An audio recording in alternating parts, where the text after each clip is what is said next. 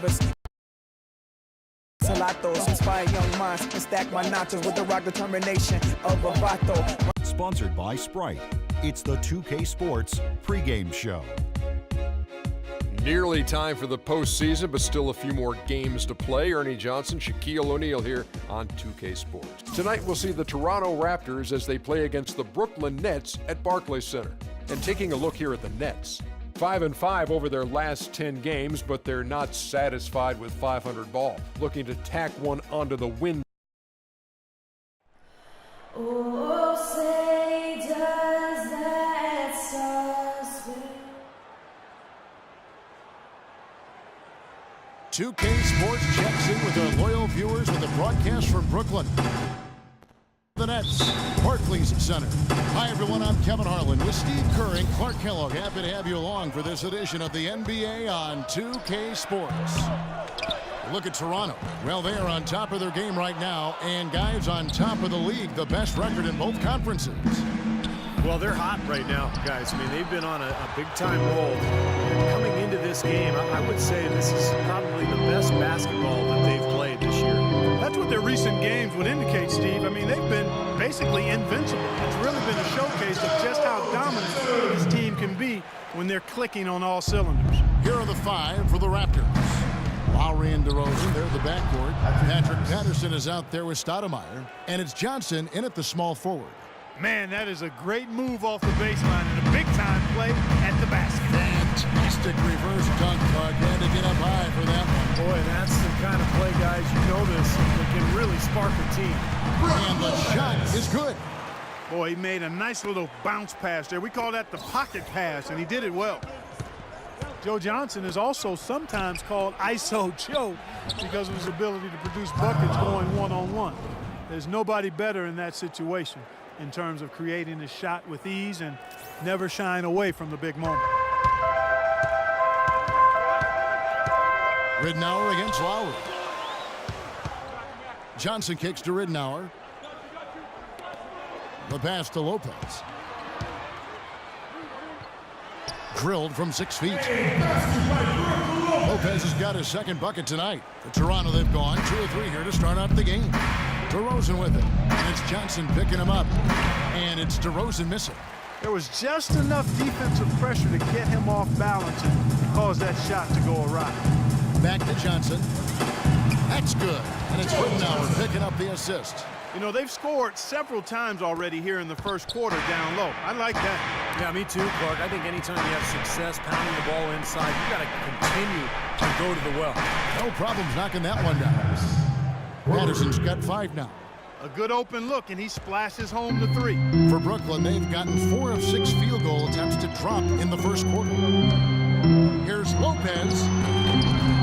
Can't get it to go. Stoudemire with the defensive effort.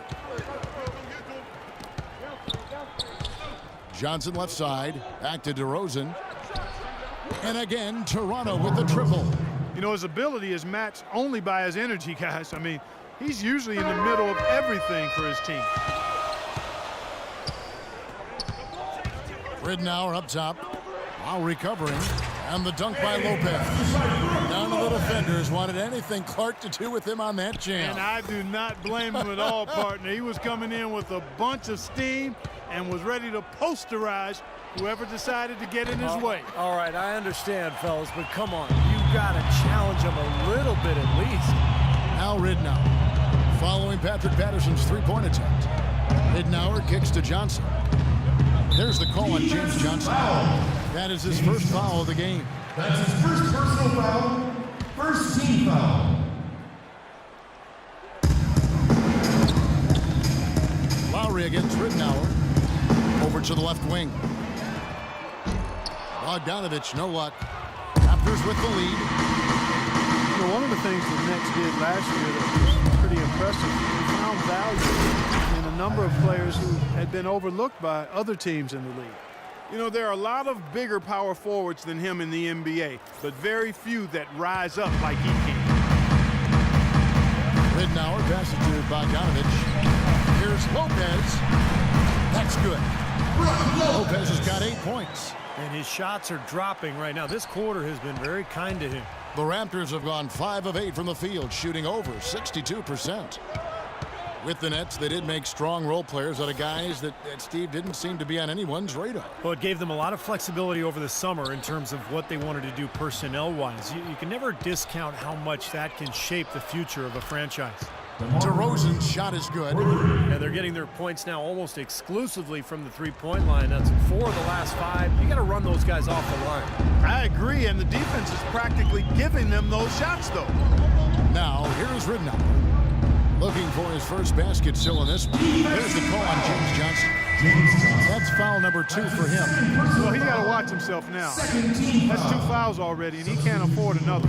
Here's what Brooklyn's going with right now. Plumlee is checked in for Lopez. Mirza Teletovic comes in for Johnson. And Gordon subbed in for Bogdanovic. A new group in now for the Raptors. Amir Johnson's checked in for Stoudemire. Terrence Ross comes in for Johnson.